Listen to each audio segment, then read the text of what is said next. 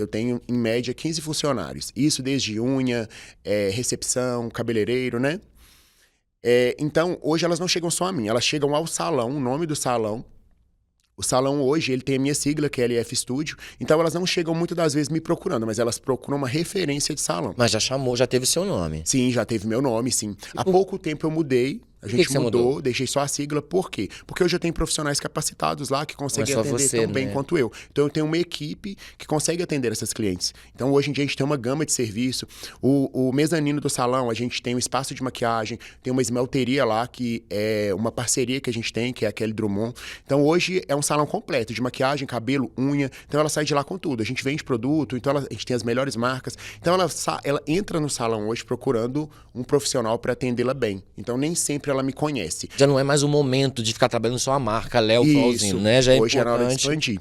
Até porque eu não consigo atender todo mundo. Eu já tenho uma cartela de clientes bem fechada, eu não consigo atender. Eu tenho 3 assistentes que me ajudam, mas mesmo assim, né? Mas mesmo assim não dá. Então, lá no salão, os cabeleireiros, que são 4 cabeleireiros além de mim, eles já atendem, tem uma clientela muito grande. Então, eles fazem serviços que eu também não faço, como alisamento, tratamentos, que são coisas que terminam de completar o que eu já faço dentro do salão. Então, quem chega no seu estúdio tem uma cartela de serviços, né, de profissionais para poder atender. Mas vamos voltar a perguntar lá dos erros mais comuns. Então, hoje, o que acontece? As clientes, elas não... Por exemplo, para você fazer uma química, eu normalmente faço um teste de mechas.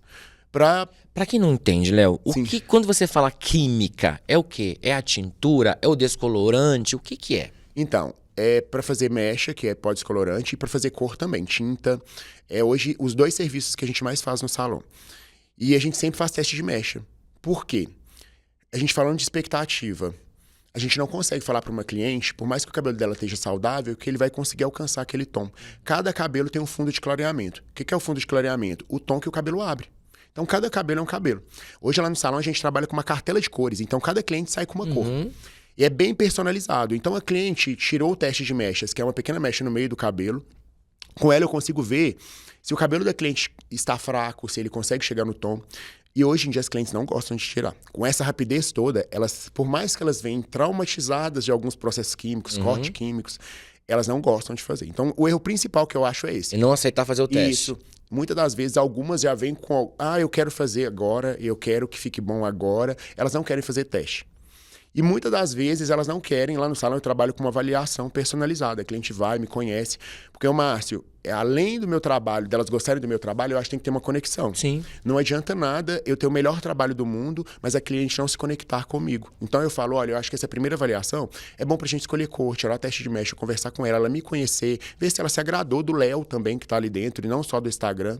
E aí, depois disso, a gente marca pra fazer. Elas também... Hoje, ansiosas, né? Ansiosas, elas querem fazer sempre naquele momento. Então, esse é o maior erro quando elas chegam. Mas depois que elas chegam também, elas já se acostumam com a funcionalidade do salão. E aí, elas não têm esse problema mais, sabe? Então, em média, desse processo de planejamento, vamos chamar assim, de teste, de tal, até efetivamente o serviço ser feito, dura o quê? Você tem uma média de tempo? Mais ou menos, normalmente é uma semana. Uma semana.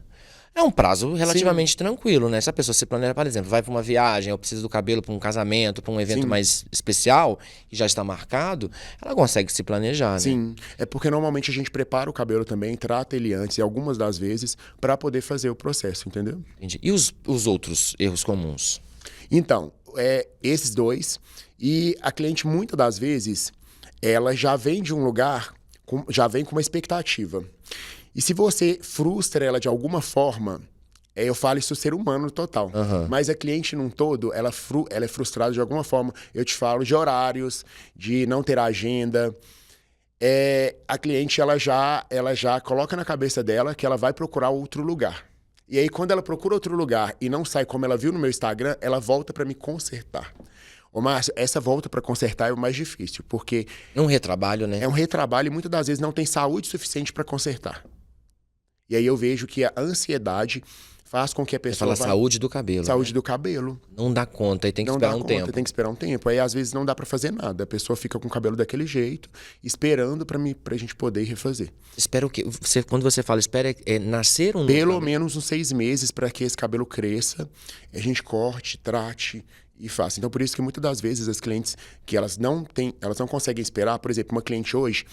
ela consegue marcar comigo para daqui a um mês para fazer mecha. Sim. A minha agenda é mais cheia. Então, se ela marca daqui a um mês... Que também não vamos combinar, é um prazo longo, né? Não é tão rápido, mas também não é nada assim absurdo, até porque é um né? processo demorado. Então, não tem... Eu acho que a gente trabalha, igual você falou, eu trabalho com autoestima.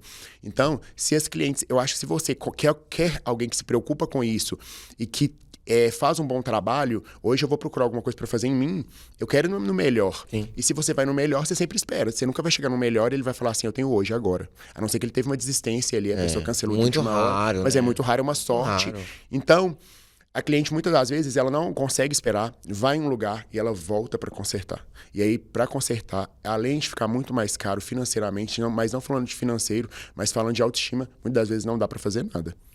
2025, né, gente? Pelo amor de Deus, você tá ligado que tem que marcar, tem que agendar, né, gente? Pelo amor de Deus. O famigerado, temível e sempre comentado, principalmente nas redes sociais, corte químico. Sim. Já vi tanto absurdo a respeito dele, que às vezes é bom, que às vezes é melhor um corte químico aqui para deixar o cabelo... Me fala o que você acha sobre o corte químico, o que é isso, né? Sim. Se ele realmente é um dano muito sério pro fio.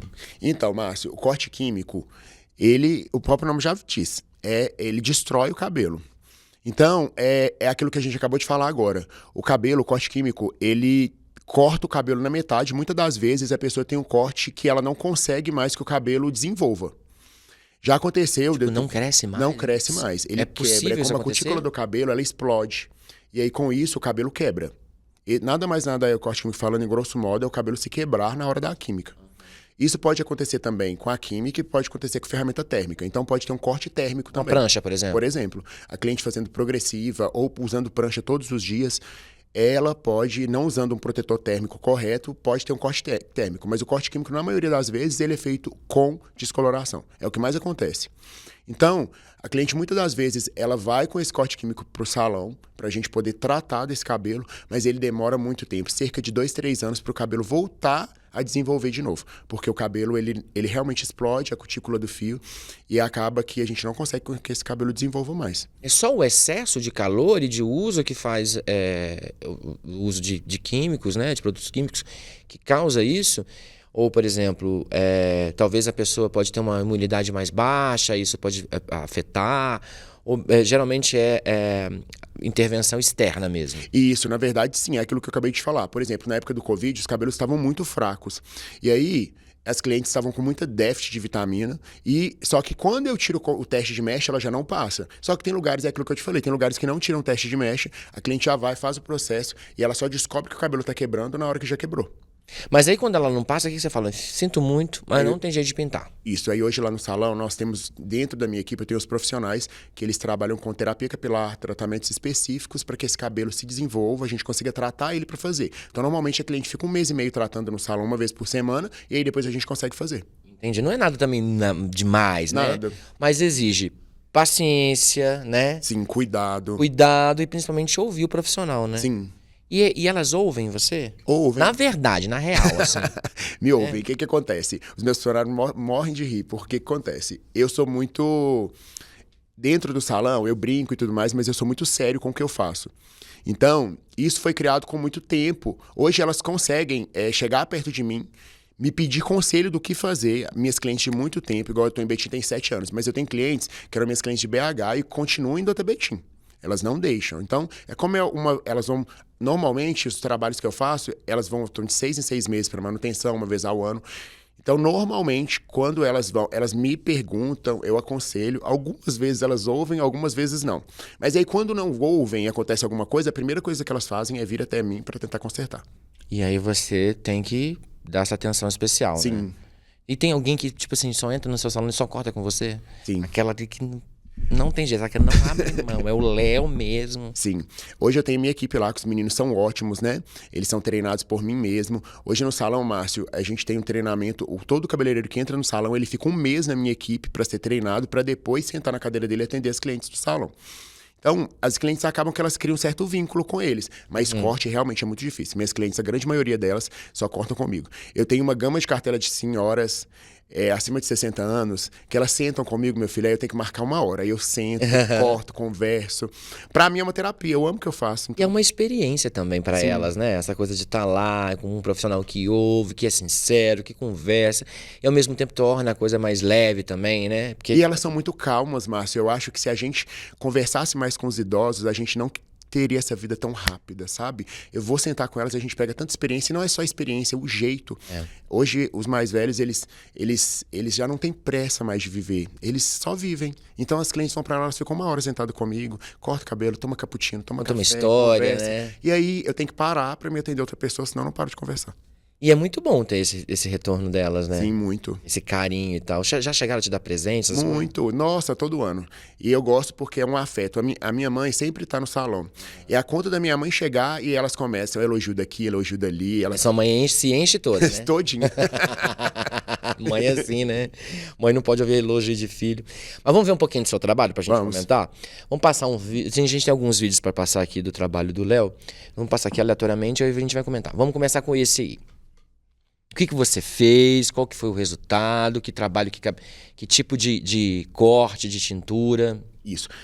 Pra gente. Nesse cabelo mais específico, a gente fez um corte com uma ponta mais desconectada. Hoje, a grande maioria das minhas clientes que vão fazer mecha comigo, eu faço cor e corte nela. São duas coisas que andam muito junto. Se eu não fizer um corte que combine com a cor, ela não valoriza. Nesse cabelo, é um cabelo que ele é um cabelo de baixa manutenção. O que é isso? É uma cliente que vai no meu salão, você tá vendo que a raiz dela é mais natural. Então, esse cabelo, ela vai retocar uma vez ao ano. Hoje é o momento. A tintura, né? Isso, é uma vez ao ano. Esse é o cabelo do momento. As clientes, elas não querem ficar vivendo no salão, elas querem ir lá fazer o cabelo e depois voltarem só para dar manutenção de tratamento, mas elas querem voltar para fazer esse cabelo e ter a praticidade de não precisar ir indo no salão sempre para fazer.